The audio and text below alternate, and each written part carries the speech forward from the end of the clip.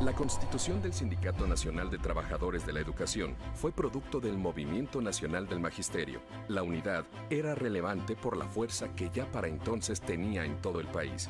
La determinación del magisterio y sus distintas organizaciones fue integrar un frente amplio que reconoció el valor de la pluralidad y constituyó una organización nacional y unitaria, el CENTE.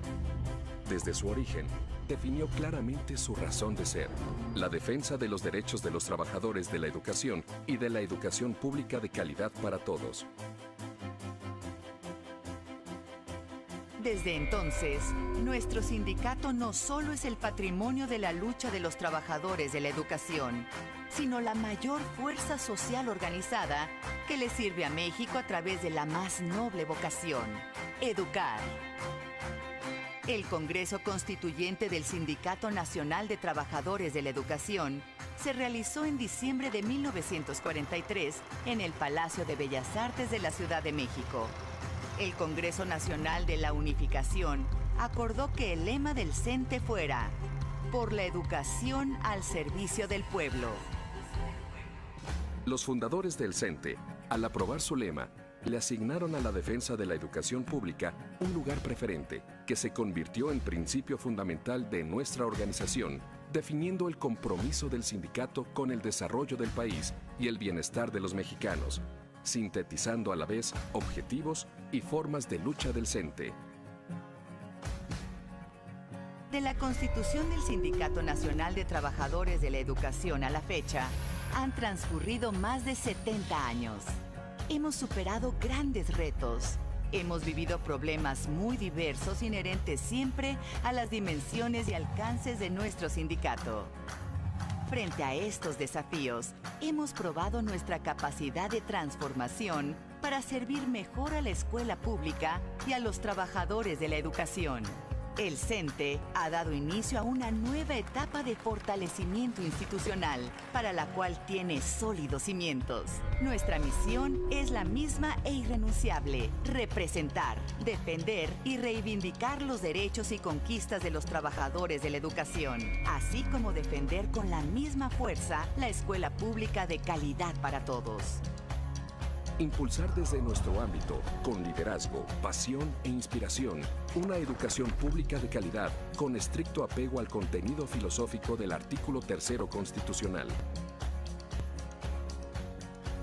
Las nuevas realidades políticas, jurídicas, administrativas, demandan un nuevo paradigma sindical que estamos construyendo, para transformarnos sin perder la esencia de lo que somos y de lo que hacemos, para dirigir nuestros pasos con firmeza y alcanzar el horizonte. Replanteamos nuestra visión: ser un sindicato moderno, innovador, eficiente y transparente, con dirigentes cercanos a sus agremiados, que concentra su atención en fortalecer la dignidad, el orgullo de ser maestro y el reconocimiento social a la tarea de los trabajadores de la educación. Nuestra razón de ser refleja los valores que compartimos fraternalmente con el sindicalismo del mundo: unidad, vocación, justicia, compromiso, honestidad, lealtad y disciplina. Nuestra estructura nacional unitaria se constituye a partir de la convicción, la voluntad y la determinación. Es licenciado en Derecho por la Universidad de Clásica de Lisboa y la Universidad Nacional Autónoma de México. Doctor en Derecho por la Universidad Complutense de Madrid, España. Ha sido profesor e investigador de la Universidad Autónoma de México desde 1968 y profesor invitado de más de 10 universidades. Es investigador titular C de tiempo completo en el Instituto de Investigaciones Jurídicas de la UNAM. Actualmente es el presidente del Instituto Iberoamericano de Derecho Constitucional. Ha escrito para más de 12 prestigiadas publicaciones en Derecho de México y ha formado parte de más de 10 academias de Derecho y universidades de México y América Latina. En el sector público ha ocupado, entre otros cargos, el de embajador de México en Guatemala, subsecretario de Regulación Sanitaria de la Secretaría de Salud, secretario general de la Coordinación Metropolitana del Departamento del Distrito Federal, Procurador General de Justicia del Distrito Federal, Procurador General de la República en 1994, y ministro de la Suprema Corte de Justicia de la Nación. Es miembro del Colegio Nacional, del Colegio de Sinaloa, de la Academia Mexicana de la Lengua y de la Academia Mexicana de Ciencias. Es miembro correspondiente de la Real Academia Española y de la Academia Nacional de Ciencias Morales y Políticas de Argentina. Es vicepresidente de la Sociedad Europea de Cultura y miembro honorario del Seminario de Cultura Mexicana. Demos la más cordial bienvenida al doctor Diego Valadez Ríos con esta importante conferencia magistral.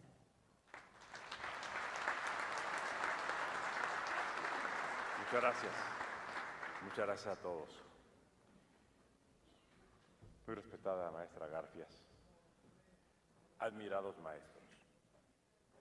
No puedo comenzar estas palabras sin hacer un reconocimiento a la invitación que me distingue, que me honra, porque se trata del inicio, como ya se mencionó con las intervenciones previas, de una serie de reflexiones que ustedes harán a lo largo de un año a propósito del centenario de la Constitución que nos rige.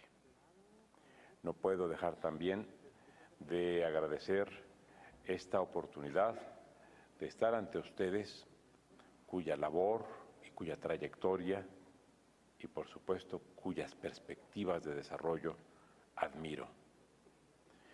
Se ha dicho, y no es un lugar común, es simplemente una afirmación enfática de una verdad histórica, que los maestros mexicanos han sido los constructores del México contemporáneo.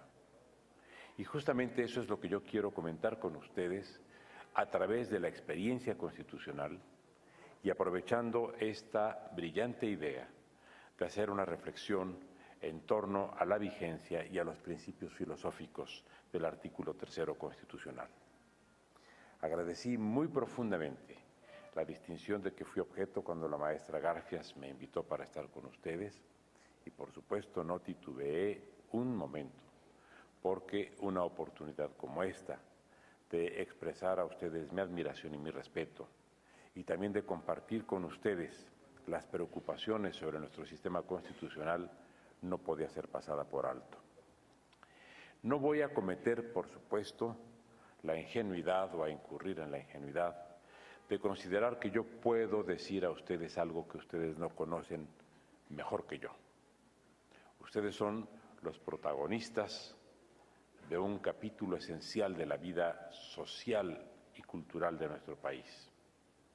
Y ustedes son no solamente quienes enseñan a la infancia y a la juventud mexicanas, son también quienes señalan un camino fundamental para el país y que está muy bien dicho en este tríptico que nos ha sido distribuido a todos y que quedó expresado en las palabras del presidente Díaz de la Torre, cuando advirtió y subrayó los principios del artículo 3º constitucional, refiriéndolos como obligatoriedad de la enseñanza, gratuidad de la enseñanza, laicismo en la enseñanza y calidad de la enseñanza. Hay un elemento más en el artículo 3º constitucional que considero puede ser incorporado en esta relación de los principios que de ahí se desprenden y que ahí están contenidos, el de la democracia. La única definición constitucional que nuestro texto da en materia de democracia aparece precisamente en el artículo 3º constitucional. Ahora bien, este artículo ha tenido dos grandes cambios en el proceso de su vigencia de 1917 a la fecha. El primero fue el que estableció la naturaleza socialista de la educación impartida por el Estado. Y es un capítulo que no debemos omitir, que corresponde, por supuesto, a un contexto histórico y que expresa, sin duda, una preocupación profunda por el sentido que debe tener la educación pública, la de buscar la cohesión y el progreso sociales. Para sustituir ese concepto que generó incomodidad no en el ámbito nacional, pero sí en el ámbito de las relaciones internacionales y particularmente con motivo de la posguerra, se produjo el siguiente cambio en el año 45 para sustituir el compromiso y la orientación socialista de la educación por la educación con un sentido democrático. En realidad, el precepto no obedecía a un cambio en el concepto y en el compromiso de la educación, sino a la necesidad de buscar que no se fracturara una sociedad que estaba apenas en proceso de estabilización y en la que, por otra parte, se buscaba el tránsito del gobierno de los militares al gobierno de los civiles y procurando encontrar el menor número de resistencias posible, se buscó una transacción que desde luego resultó plausible porque finalmente los principios que orientan al socialismo democrático y los que orientan a la democracia política son en muy buena medida convergentes. Esto lo menciono porque el artículo 123, en efecto, como muy bien lo mencionaron la maestra Garfias y el maestro Díaz de la Torre, ha sido el eje articulador del proceso de cambio en la sociedad mexicana. Pero quiero comentar con ustedes algunas preocupaciones relacionadas con el marco estrictamente constitucional, porque es importante también, maestras, maestros, que no incurramos con motivo de la conmemoración de una epopeya que fue la Revolución y su producto, la Constitución, en un proceso celebratorio que pueda tener características de complacencia. Estamos muy lejos, lamentablemente, de 1917, no solo en el tiempo, también en la valoración que entonces y hoy se tenía de la Constitución. Y esto es necesario conocerlo, es necesario aceptarlo como realidad para que entonces podamos emprender también el cambio que en la realidad necesitamos introducir para que nuestro sistema constitucional no entre en un proceso de decadencia que, entre otras cosas, ponga en riesgo lo alcanzado en lo que se refiere a la educación. No debemos partir del principio, maestras, maestros, y no lo digo con un dejo de escepticismo y mucho menos de pesimismo, pero no debemos partir del principio de que lo que ya tenemos lo seguiremos teniendo. Ustedes han sido protagonistas de las luchas por el cambio de la fisonomía nacional y lo que no pueden permitirse es considerar que el entorno es favorable necesariamente para las inquietudes, para las convicciones y para las labores que ustedes desarrollan día a día. Sigue habiendo resistencias, sigue habiendo por lo menos reticencias y esas son las que tenemos que identificar. Y una buena forma de hacerlo es acercarnos a ver qué está sucediendo con la Constitución y también a prever qué puede suceder con la Constitución y distinguir de qué debe suceder con la Constitución. Porque si no hacemos nada, lo que puede ocurrir es inimaginable. Pero si hacemos lo que se debe, lo que va a ocurrir será lo razonable. Voy a tratar de explicarme y trataré también de comentar con ustedes los procesos por los que ha pasado nuestra Constitución. Reitero, no porque yo considere saber más de esto que ustedes que la viven en el día a día, sino solo para sistematizar aquello de lo que todos estamos enterados. La Constitución, toda Constitución, lo mismo la mexicana que la francesa, que la argentina o que la sudafricana, tiene funciones específicas. Los tratadistas buscamos siempre encontrar algo que denote nuestras aportaciones peculiares y que nos caracterice como autores de algún gran concepto. Pero me pongo al margen de esa tentación y simplemente aludo a lo que toda la doctrina constitucional entiende por funciones constitucionales. Hay matices, hay quienes agregan otras, hay quienes las modifican, pero sustancialmente una Constitución tiene tres grandes funciones. Una es la que corresponde a la regulación, ordenación y determinación del funcionamiento de los órganos del poder. Es una de sus dimensiones. Otra función de la Constitución es establecer la regulación acerca de la manera como se relacionan esos órganos del poder con los gobernados. Es lo que rige la relación gobernante-gobernado. Y la tercera gran función es la de cohesión social, la horizontal entre la sociedad. Hay una relación, por tanto, horizontal entre los órganos del poder, que regula la Constitución, una relación horizontal entre los integrantes de la sociedad, que regula la Constitución, y una relación que vincula ambos espacios, el del gobernado y el del gobernante, para entonces abarcar todos los aspectos que tienen que ver con la vida de un Estado complejo. En 1917,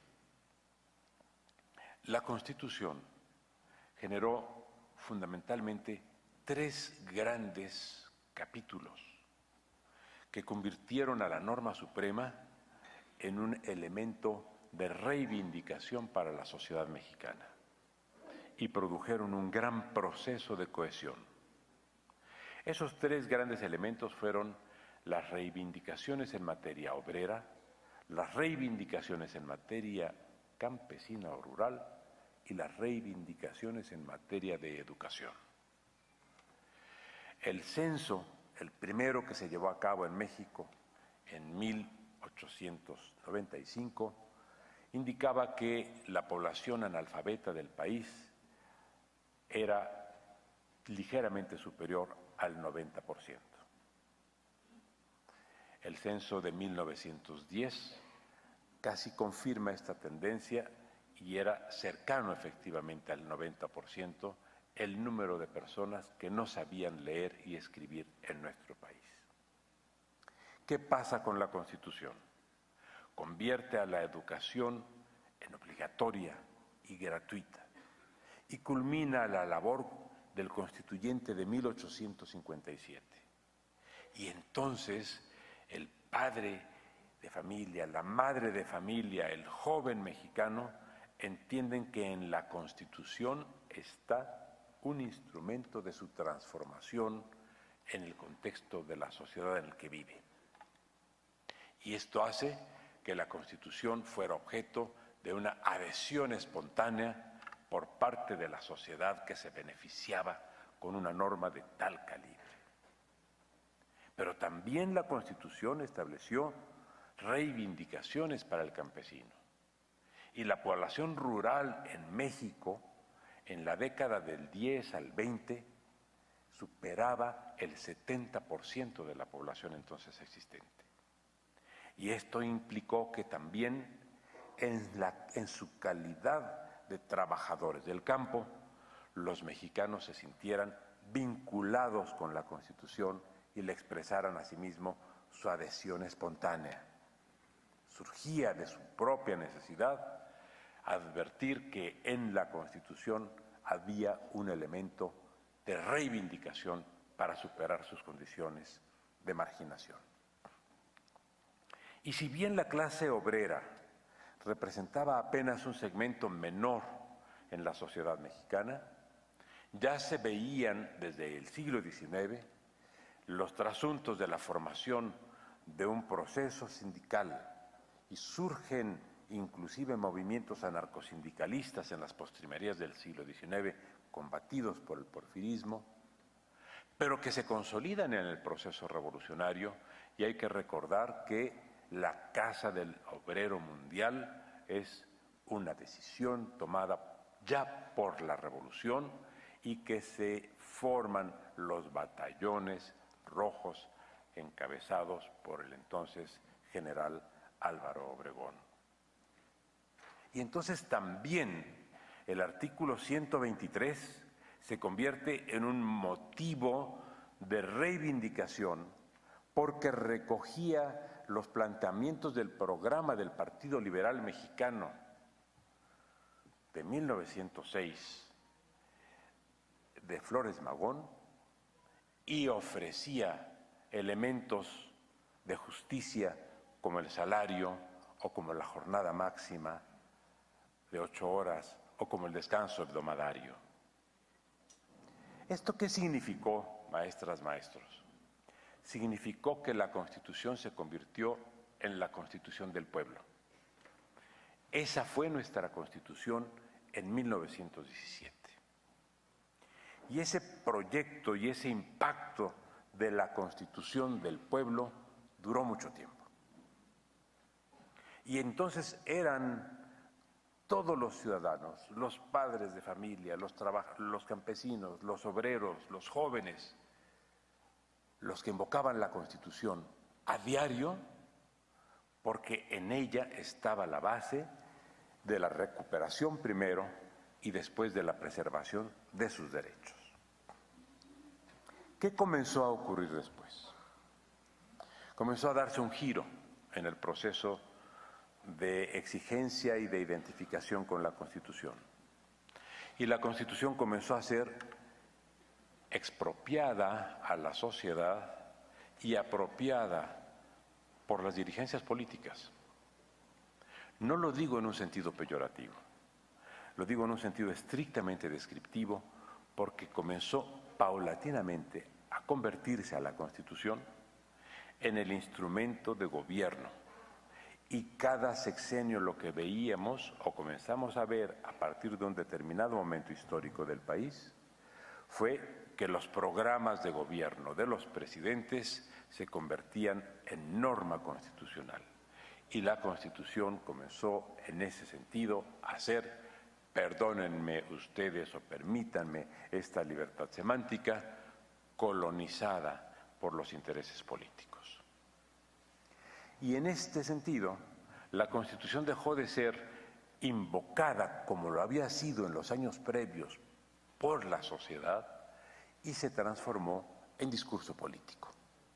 Y de esto, bueno, no hay nadie en este salón que me exceda en edad. Yo tengo 70 años y todos ustedes son sensiblemente más jóvenes que eso. Si es que a 70 años se le puede llamar juventud. Pero a lo que me refiero es a que recordamos todavía, nos ha tocado vivirlo, cómo la Constitución comenzó a ser efectivamente parte del discurso político. Dejó de ser parte del discurso social. Pero luego se dio otro cambio, maestras, maestros. La Constitución dejó de ser parte del discurso social y dejó de ser parte del discurso político y se convirtió en el discurso económico. Y curiosamente quienes comenzaron a hablar de Constitución entonces fueron los grandes dueños del capital. Y todavía es posible tener elementos, existen, están publicados, como hace algunos años en Wall Street se hablaba más de la Constitución mexicana y de su reforma que en México mismo. Esto es, en este arco evolutivo de la Constitución, hemos ido dejando atrás lo que la motivó y lo que nos motivó a nosotros como mexicanos hace casi 100 años, o 100 años para ser exactos, porque fue un 1 de diciembre de 1916, cuando se instaló el Congreso Constituyente, y fue un 14 de septiembre de 1916 cuando fue convocado el Congreso Constituyente. Así es que estamos ya en el centenario de la Constitución, si consideramos como parte de ella la convocatoria para elegir a los constituyentes y el inicio de los debates del Congreso en Querétaro. ¿Por qué les menciono a ustedes esto? Porque en este proceso la educación sigue siendo clave y el artículo 3º sigue siendo fundamental. Han sido modificados, maestras, maestros, los alcances del artículo 27 constitucional y han sido modificados en alguna medida por la vía de la legislación reglamentaria los alcances del artículo 123. Pero no lo han sido los del artículo 3º.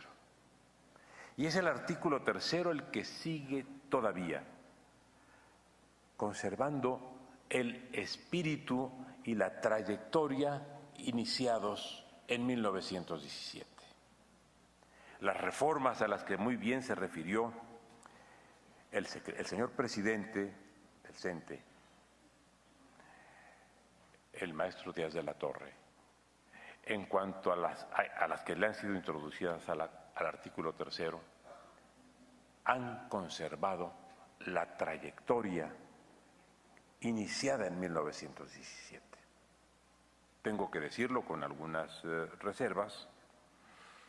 Tengo algunas dudas con relación a las reformas más recientes del artículo 3º. Y hablo a ustedes con toda lealtad, corriendo el riesgo, por supuesto, de estar equivocado, y me gustará estarlo.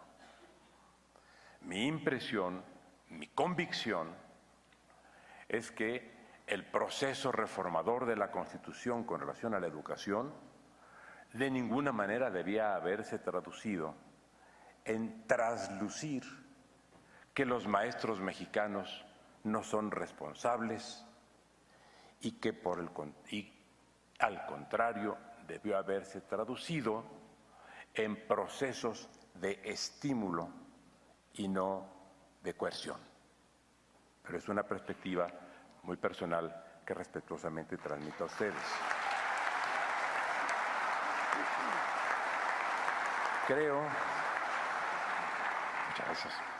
Creo que uno de nuestros grandes problemas es que no hemos sido capaces de defender con vigor, con entereza y con inteligencia los puntos favorables del Estado mexicano, y que hubo un momento de quiebre en el que el Estado mexicano comenzó a avergonzarse, pónganle ustedes, si así lo prefieren, comillas, a avergonzarse, pero esa es la impresión que se dio de lo que era. Cuando comienza a surgir esta tesis neoliberal del Estado pequeño, el Estado mexicano se avergüenza de tener 2,000 y tantos órganos descentralizados y empresas de participación estatal, y para compensar esa vergüenza que procedía fundamentalmente de las críticas externas y, por supuesto, de lo que se planteó como el conocido consenso de Washington, prefirió el desempleo de muchos mexicanos a cambio de quedar en mejores términos frente a quienes le enderezaban las críticas de ser un Estado hipertrofiado. Y luego no hemos cesado en esta acometida que se advierte desde muchos sectores del país, en el sentido de lacerar, porque esa es la palabra que se podría utilizar, así parezca un poco áspera, la imagen del Estado y la imagen de la política. Y de ahí ha sobrevenido la estigmatización de la burocracia, la estigmatización de los partidos políticos, la estigmatización de los órganos de representación, llámense congresos locales o Congreso Federal, la estigmatización de los juzgadores a quienes se atribuyen vicios de corrupción que dicho con mucha verdad, porque eso sí me consta, existen, pero no en la dimensión, no en la medida en la que se presentan como expresión o como imagen pública. La corrupción puede estar en todas partes, pero lo que domina en la judicatura mexicana no es la corrupción. Los jueces mexicanos, en su mayoría, en todos los niveles, son serios, profesionales, responsables y honestos. Pero hemos admitido y hemos asumido la tarea, esta parece ser una labor generalizada en el país, de que lo razonable y lo políticamente correcto es la deconstrucción de la imagen del Estado mexicano y de cada uno de los elementos que lo constituyen. Y esto tiene un costo enorme. Y el costo, maestras, maestros, se traduce en la Constitución y en la percepción de la Constitución. Todo esto que les digo podría ser interpretado por ustedes, y harían bien si así lo consideraran, como una expresión muy subjetiva de quien les habla, de quien tiene en este momento el privilegio, el honor de ocupar este espacio y hablarles a ustedes. Temo, sin embargo, que haya elementos que nos permiten establecer que este subjetivismo tiene alguna base de objetividad. Y les voy a dar a ustedes los datos, muy sencillos, los más directamente relacionados con el tema que estoy comentándoles. En 2001 llevamos a cabo en el Instituto de Investigaciones Jurídicas de la Universidad Nacional Autónoma de México, otra institución de la educación nacional, y todas las instituciones educativas, desde las primeras letras hasta las letras y números más complejos, formamos parte de un solo circuito. No hay diferencia entre el maestro de primeras letras o el maestro de especialidad postdoctoral. La vocación que todos tenemos la compartimos y la función que hacemos es la misma y con las mismas personas. Bueno, en la Universidad Nacional hicimos una encuesta de percepción constitucional. En ese caso me interesó saber cuál era el nivel de cultura constitucional del país. Les voy a dar a ustedes dos datos. Se preguntó en 2001, la encuesta fue una encuesta nacional, una muestra compleja hecha por profesionales, fueron más de 1.500 los cuestionarios presentados, y se preguntó si la Constitución es adecuada a las necesidades del país. Y nos contestó que sí, que era adecuada el 46% de los encuestados. Pero repetimos la encuesta 10 años después, en 2011. Y qué sorpresa. Lo que había sido 46% en 2001, 10 años después era 28%. Solo el 28% contestó que la Constitución es adecuada a las necesidades del país. Y ya acercándonos al centenario, 5 años después, repetimos la encuesta, en 2015. Y otra vez nos encontramos con la amarga respuesta de que ya no era ni siquiera el 28%, sino el 22%. Quiere decir que en un arco de tiempo de 15 años, la población mexicana consideró que la Constitución ya no es adecuada y bajó del 46% al 22%, menos de la mitad. Esto significa que hoy solo 1 de cada 5 mexicanos considera que la Constitución ofrece respuestas adecuadas. Para no correr el riesgo de distorsionar el alcance de esta pregunta, hicimos más adelante en el mismo cuestionario otra, pero en sentido inverso. Y dijimos, ya no les preguntamos que si consideraba que la Constitución era adecuada para que nos dijeran sí, no, sino dijimos, la Constitución ya no responde a las necesidades del país. Y los encuestados contestaron de manera muy consistente, porque dijeron que ya no era adecuada a las constituciones del país. En 2001, el 42%. Y coincide, el 46% nos había dicho que sí. En 2011, la respuesta de que ya no es adecuada la dio así el 56%. Y en 2015, maestras, maestros, el 67%. Perdón, el 68%. Esa es nuestra realidad.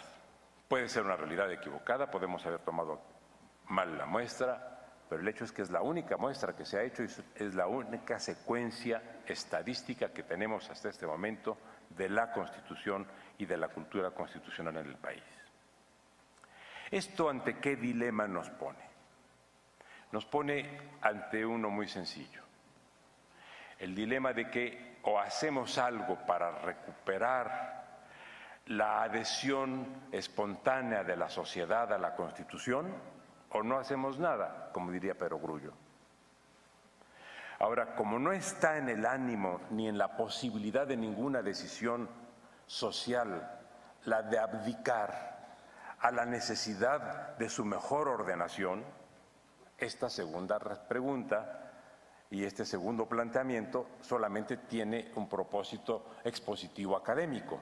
Desde el punto de vista histórico, social y político y jurídico es inviable, no podemos no hacer nada. Si decidimos hacer, ¿qué podemos hacer? En un orden estrictamente esquemático podemos hacer dos cosas. Una, reformar la Constitución y otra, sustituir la Constitución. Cada una de estas opciones tiene, como todo, ventajas y desventajas. En el orden normativo, que es en el que yo me desenvuelvo, puedo decir a ustedes que no hay solución perfecta. Y puedo decir a ustedes, con enorme rubor, porque me gustaría que ocurriera lo contrario, que no hay norma ni institución perfecta. Todo, y aquí vuelvo a citar otra vez a Perogrullo, tiene pros y tiene contras. Lo importante cuando se toman decisiones, sobre todo en cuanto a regular el orden constitucional de una sociedad, es tratar de maximizar las ventajas y tratar de minimizar las desventajas. Y esto es trabajo que se tiene que hacer de carácter técnico, buscando la mejor estructura, el mejor diseño posible de la Constitución. Pero en todo caso, ahí está el debate y ese es el que vamos a tener muy presente, no solo este año, sino el próximo, cuando con motivo del centenario de la Constitución se convierta en un tema de opinión pública que hoy no lo es. Pero la Constitución está recibiendo, a partir de esta precisa fecha, en este preciso lugar, uno de los mejores impulsos que se le pueden haber dado.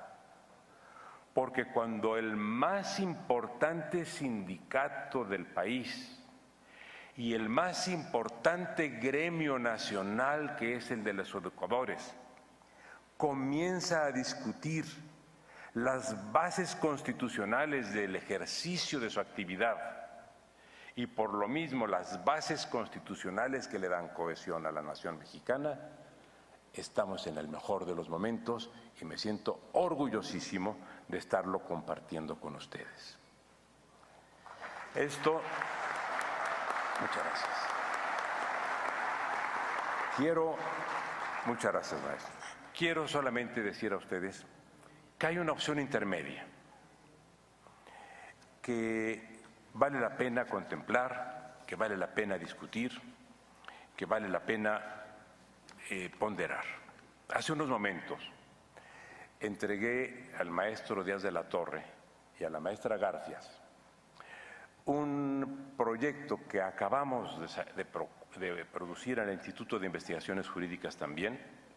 El volumen que les entregué tiene 10 días de haber aparecido, que consiste en una Constitución reordenada y consolidada. ¿Qué quiere decir esto? Si la maestra Garfia, si ustedes me conceden 3 minutos o 4 minutos más, trataré de explicarlo. La Constitución se ha deformado significativamente. La Constitución de 1917 fue escrita en 22,000 palabras. La Constitución hoy aparece ya en 68,000 palabras.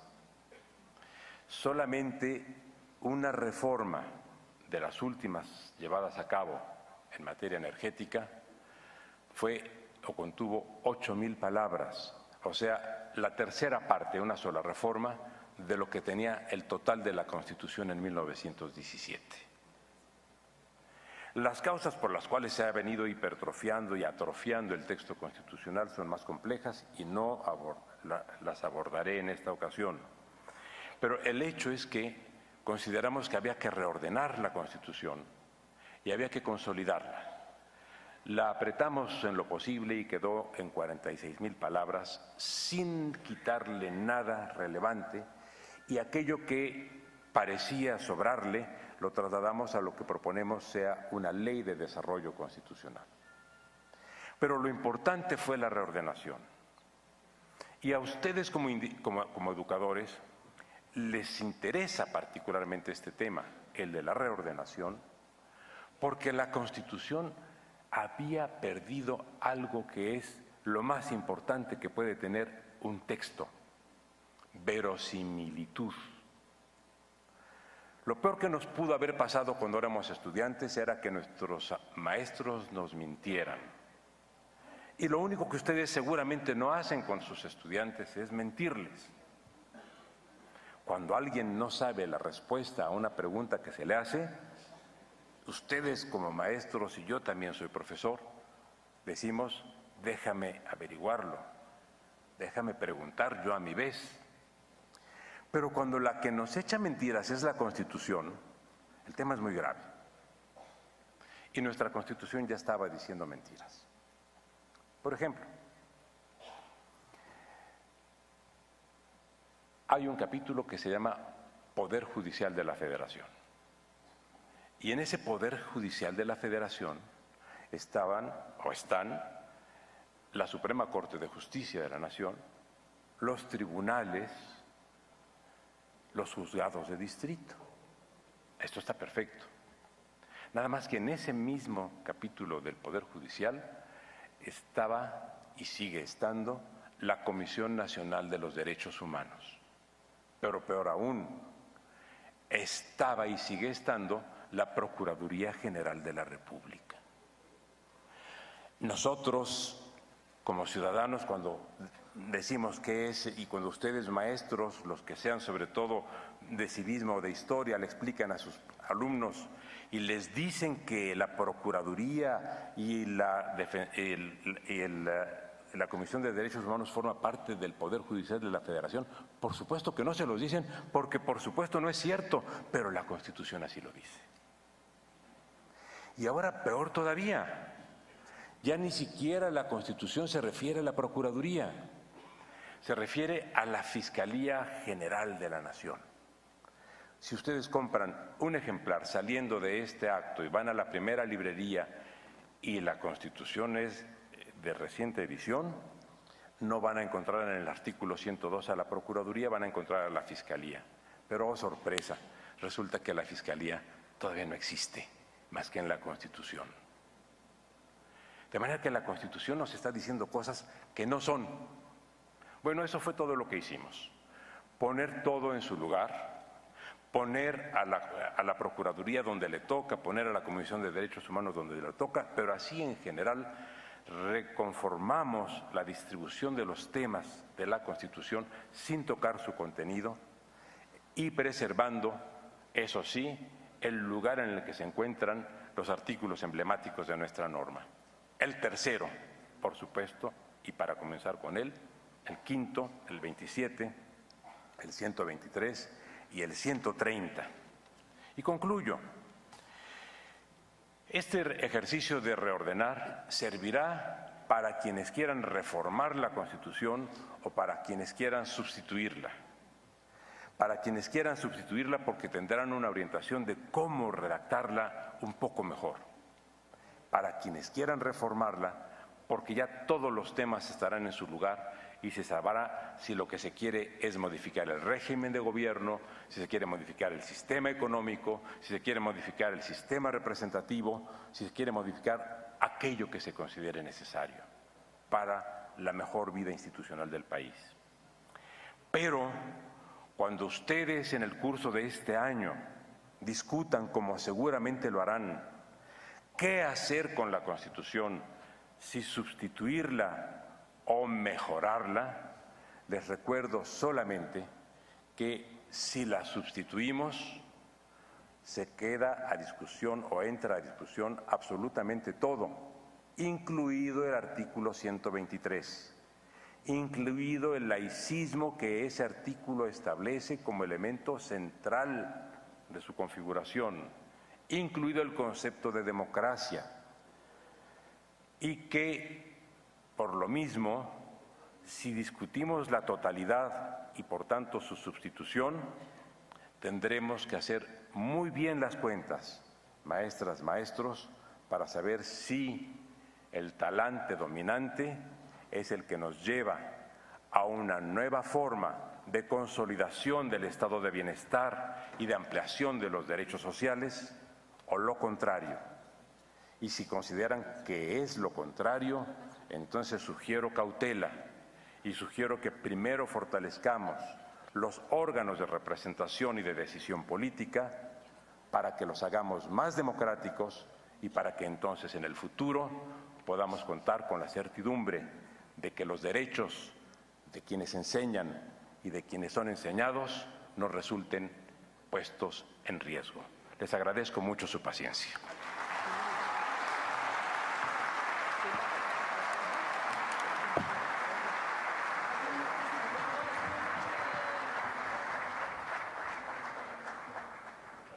Brindemos un fuerte aplauso a nuestro conferencista, el doctor Diego Valadez Ríos, por esa extraordinaria conferencia magistral.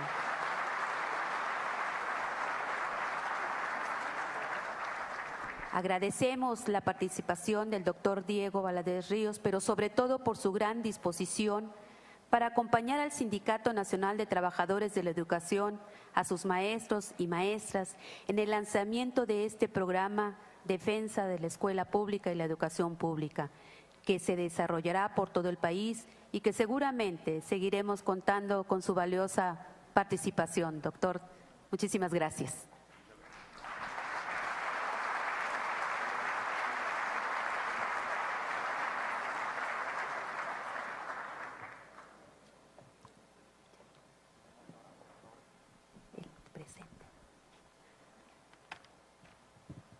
En estos momentos recibirá de manos de nuestro presidente del Consejo General Sindical del CENTE, maestro Juan Díaz de la Torre, a nuestro conferencista, un diploma por su participación en este evento, y así como la entrega de este presente institucional y un compendio de la obra editorial El Elogio de la Educación, Consejo de Mentes Brillantes.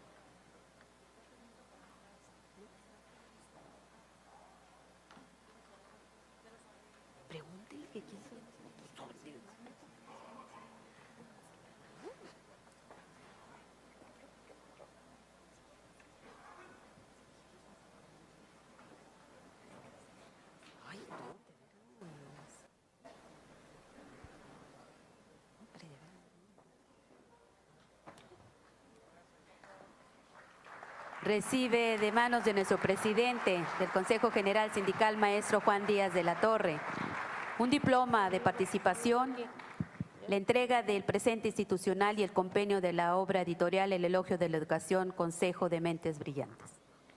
Muchas gracias. Estimado doctor Diego Valadez, estoy absolutamente convencido y seguro de que este encuentro, como decimos en México, va a derivar en hacer huesos viejos, en su relación como un mexicano ejemplar, un jurista y un constitucionalista extraordinario, y que hoy en que se formaliza la relación con los maestros y su agenda que tiene que ver con la agenda de México, habrá en los próximos días y años por venir una relación que le sirva al país, que le sirva a la escuela pública. Es un privilegio para mí en este primer momento entregarle este reconocimiento a nombre de los miles y miles de maestros que nos siguieron, algunos aquí presentes y otros a través de estas nuevas tecnologías, y nos sentimos muy contentos y orgullosos de haberlo tenido con nosotros. Muchas felicidades y muchas gracias. Muchas gracias.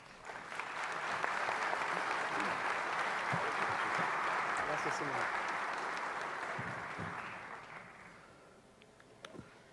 Tenemos en nuestra organización sindical una editorial que se llama Benito Juárez, y estamos generando, además de los materiales derivados de la agenda sindical y que tienen que ver con los derechos, las responsabilidades y los programas de trabajo, tenemos un proyecto editorial extraordinario.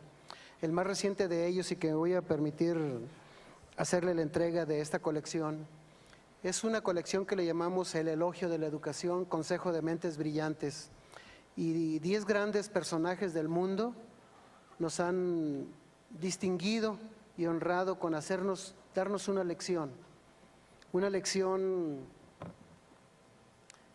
Sergio Ramírez, nicaragüense, una lección de participación social. Baltasar Garzón, una lección de justicia. Javier Ordóñez, una lección de ciencia. Mario Vargas Llosa, una lección de lectura.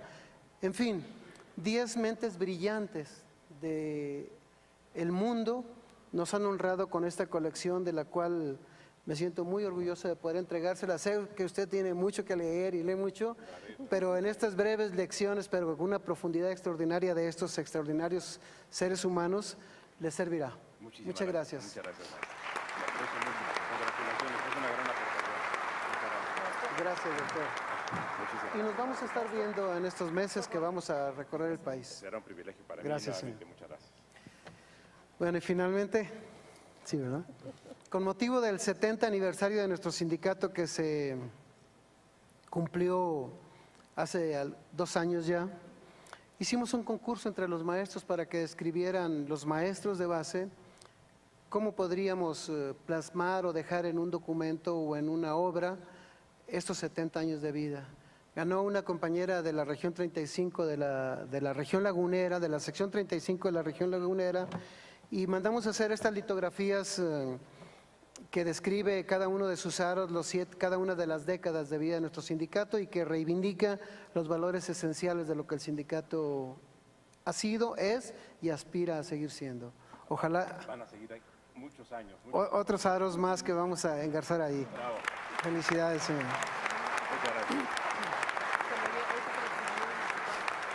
Pues muchísimas gracias, compañeros, por su presencia, y estoy seguro que, aunque solo disfruté de la última parte, pero la última frase les pido, porque todos o la mayoría que estamos aquí somos dirigentes: defender el derecho de los que enseñan y de los que son enseñados. Coincide nuestros derechos, nuestros derechos y nuestras reivindicaciones no riñen con los derechos de los niños por aspirar a una mejor educación de calidad. Ese es el desafío y afortunadamente somos coincidentes. Muchas gracias, doctor. De esta manera, damos por concluido este evento, agradeciendo a todos su asistencia y a quienes a través del canal CENTE en vivo siguieron esta transmisión. Tengan todos ustedes buenas tardes.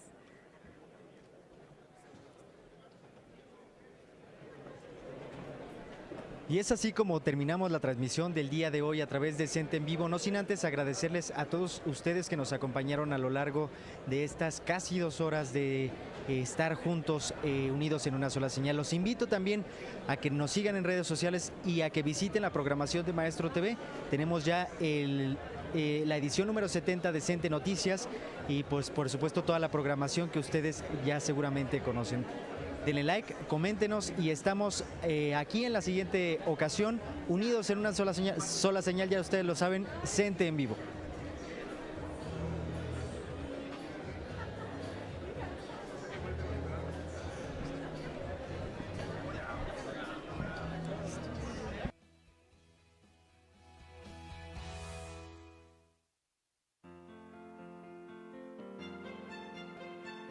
Hola, ¿qué tal? Soy el maestro Saúl Valentín y les mando a todos un saludo desde Puebla, Puebla. Y ya estoy conectado en Centro en Vivo. Hola compañeros, soy Marta de Veracruz y veo Centro en Vivo. Un saludo para todos. Hola, soy la maestra Luzma de Cuernavaca, Morelos y estoy conectada al CENTE en Vivo. Hola, soy Janet y estoy muy orgullosa de que nuestro sindicato cuente con CENTE en Vivo. Soy Ana, soy maestra y con CENTE en Vivo les envío a todos un saludo desde Querétaro.